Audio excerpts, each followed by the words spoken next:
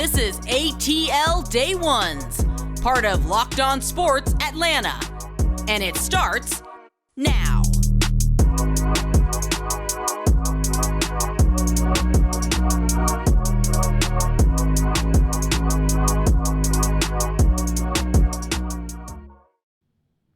Welcome into ATL Day Ones with Jarvis and Tenitra. We want to say welcome.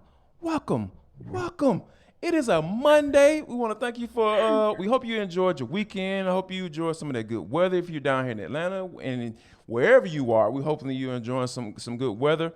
And also, we just want to say thank you for making ATL Day Ones your first listen of the day. And also, remember, we are free and available wherever you download your podcast. And make sure once you do that, after you download and enjoy us and love us and rant and rave to your friends about us, go ahead and leave a 5-star review so those people that you don't know who listen to us, so they can come on around and they can do the exact same thing.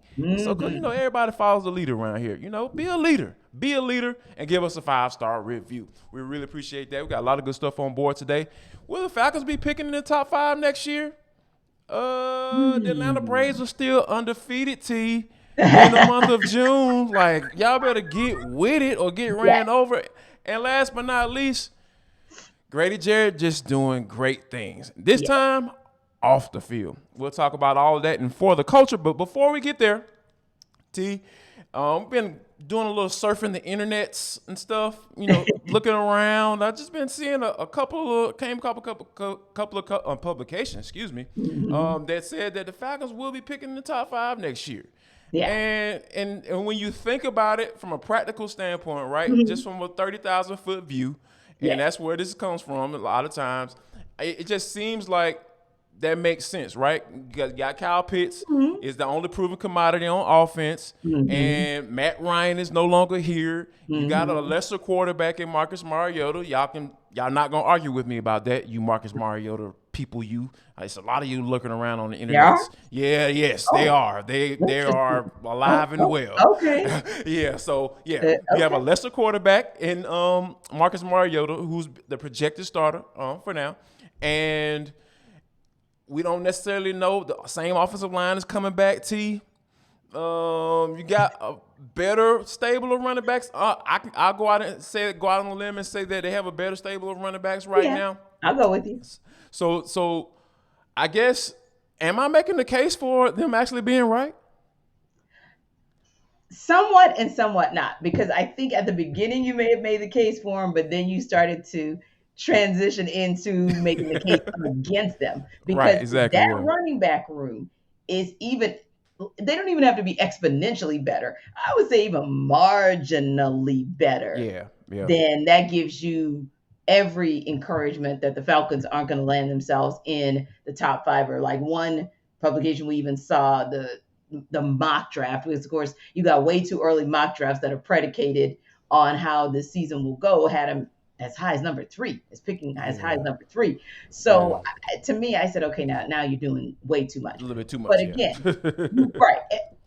But the Falcons have no more unknown commodities than the average team, right?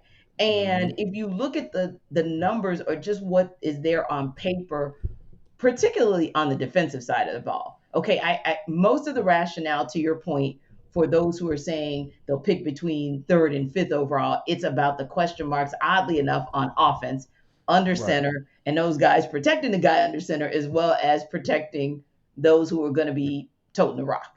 But I guess I'm looking at it from the defensive side as well and thinking, okay, yes, we know we have the commodities that are proven in A.J. Terrell and Grady Jarrett, but you are getting a commodity back in Isaiah Oliver that was really, really trending up before everything just kind of, And then what Ade Ogundeji was showing.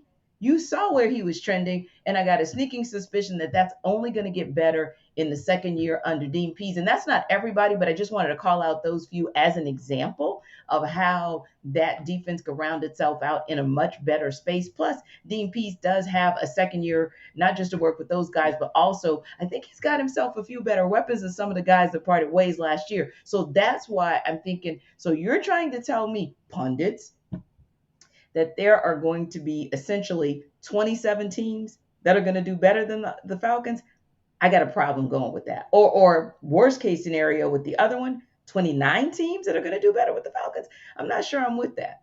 Yeah, and I'm right there with you, because when you think about it, like I said, from a 30,000-foot view, we started Yes, this conversation talking about that, right? From a yes, 30,000-foot view, yeah, they're going to be a top 5 team, potentially even top 3. yes. But, when you actually really take a deep dive into this thing, because like I said, we know the Falcons very, very well. We've been covering Hmm. the team for several years, and, just following them closely and just paying attention to each and every move, right? Because we know that the defense last year couldn't stop a nosebleed. Let's just Right. be honest. They couldn't touch the quarterback, and they couldn't. And when it comes to throwing the football, like, you can get away with anything, Yeah. anybody, Just throw away from everybody. AJ Terrell and Was you're good. yeah, exactly. Like the quarterback, what was his name? I think it was last name Broyles for the Lions, was out there looking like Matthew Stafford. You know what I mean? So like, it was just so much going on in that secondary, like so many holes back there. Yes. So it was just. They were the defense. Dean Peace had his hands behind. He had one hand tied behind the back, trying to fight somebody with two hands. So he went to a two-handed fight with one, and each and every Sunday. So I don't think that's going to be the case this year. Like I said, we've talked about how the secondary is going to be better. When you have Hayward on the other side of AJ Terrell, you have a guy who started to prove himself, started to prove he was worthy in Isaiah Oliver playing in that nickel spot. And then you start to have Dean Marlowe. You have Jalen And Richie Hawkins Grant in and that Richie second Grant. year might You maybe got with those guys itching Yeah. to be back there at the Yes. starting position. And it just. And even on the second level, right? You got Rashawn Harris. I'm sorry, not Rashawn Evans. Excuse me. Which I knew you The meant, former yeah. Titans coming in from the Tennessee Titans, who knows this system in and out. And you have a guy in Michael Walker, who we've talked to before and Yes. got a chance to speak to, and like, he is ready to really, really prove himself. He showed flashes last year, but he's really Right. ready to prove himself this year. So I And think the you defense is know- going to be exponentially better. So I think that is going to help them out, to help supplement some of that, the questions that they may have on offense. Right, and you just hit on something. There have been some low-key jokes, and I kind of tweeted back on one of those jokes where people were saying, "What is this, Nash Atlanta?" Because so many, so many players coming over from the Titans, and so many players coming over from the Bears. But you I just like called that. it. Nash For Atlanta. those individuals who have familiarity with Dave Vergo, who have familiarity with Arthur Smith and Dean Right. Pease, you can get them up to speed on those offensive and defensive schemes quicker. And low key, that might be one of those X factors or secret weapons that actually makes you a bit more competitive than maybe you would otherwise be with all these new look Falcons. So I just want to kind of call that out as well. Like, yeah, people make fun of it. Like, what is this? Chicago South, or, what is this? Tennessee West, Tennessee Southwest. But that might actually bode well if you think about the fact that they can hit the ground running under some of these coaches and coordinators that they've already worked with. Because at the end of the day, you got to build out a roster that's familiar with your system, right? Because Yes. that's what's going to get you up to speed the quickest. Like, bringing in a whole bunch of rookies and guys that you've never coached before, like, that slows down the process. I think that we all know that Terry Fontenot and Arthur Smith want to win right now. They ain't with the old 3 or 4 or 5 year plan. Don't nobody got no 3 or 4 5 year plan in NFL anymore. Those days are long gone. You draft and they play right away. Yes. And if you don't want to have a roster full of young pups, and you have to sprinkle in some veterans that understand what you want and understand what you are looking for each and every Sunday, and not necessarily have to explain their entire game plan throughout the week. So I think that's going to do nothing but help them speed up this process, and that's why I believe, and I think you're on board as well, that I don't think the Falcons are going to be picking in that top 5. I think they closer to the bottom part of that 10, maybe outside of that. So, Arthur Smith was able to squeeze 7 games out last year. I think he's going to be able to squeeze somewhere near or around that this year. So I think that the Falcons will not be a top 5 pick team. Now, Great. speaking of some top teams, we talking about the top 2 teams tonight in the Golden State Warriors. They're out in San Francisco. They will be playing the Boston Celtics. If you did not know that, I don't know where you've been. But, the series is tied up 2-2, T. Yes. Oh, wow. Say that fast 3 times. The series is tied up 2-2T.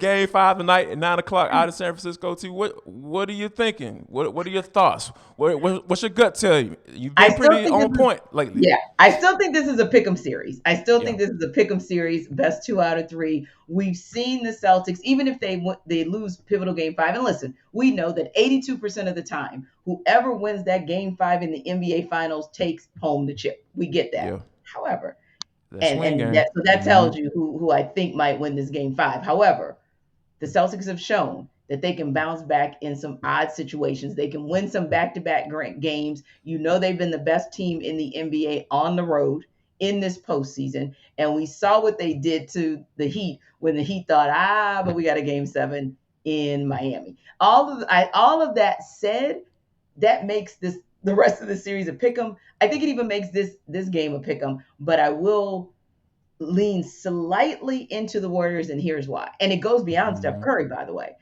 And Lord knows it goes beyond Draymond Green. But it goes to Steve Kerr because he had the guts to sit one of his, not just veterans, but one of the stalwarts and supposedly the emotional heartbeat of that team, right? And Dre didn't necessarily like that, but who would? I mean, you're a competitor. You have a heart of a champion. You want to go out there and do more for your team, but if you're not, you're just not. So I think Steve Kerr making bold decisions like that, and then Andrew Wiggins, Kevon Looney, and what Shaquille O'Neal and so many people have now coined the others. The others typically do far better on their home court. So that's why I give just a slight edge to the Warriors as long as they can own the fourth quarter again, because we know in this series, nobody wins the series except the team that owns the fourth quarter. Yeah, and I'm right with you because I think I'm leaning toward Golden State as well because, I came across an interesting article about Klay Thompson talking about, not necessarily looking forward to what's in store for game 5, Right. but kind of reflecting back on Yes. where he's come from and dealing with all the injuries and being back in the finals and just really having that yearning for Yes. another title, a yearning to prove that, hey, I'm back, I'm here, back. I'm ready to go, I'm about to show y'all what time it is when it comes to what I've been capable of doing since I've been in the NBA. And that kind of, I've always been a storyline guy when it comes to certain games, when it comes to certain things, because when teams are so evenly matched, there are little intangibles that come into play in these games, right? Because like I said, this is a swing game. This is a game that, probably is going to determine how this series goes for these next few games. So I think that Klay Thompson, I would not be surprised if Klay Thompson is the big time factor tonight. Agree. Because I suspect, because he was kind of showing signs of game 6 Klay in game 4. So I feel like he's just getting progressively better as the series goes along. So absolutely bodes well for the Warriors and all they have to do. And you know what, Jarvis? I said the fourth quarter. I'll even go a step further and say the last 5 minutes of the fourth quarter really is going to determine in all likelihood who wins this game. No doubt about it. You know what bode well for our YouTube viewers and our podcast listeners? Sticking around, because guess what we have coming up next? We're going to be talking about the undefeated Braves in the month of June, right here on Locked On Sports Atlanta. This is ATL Day Ones and Jarvis and Tenitra.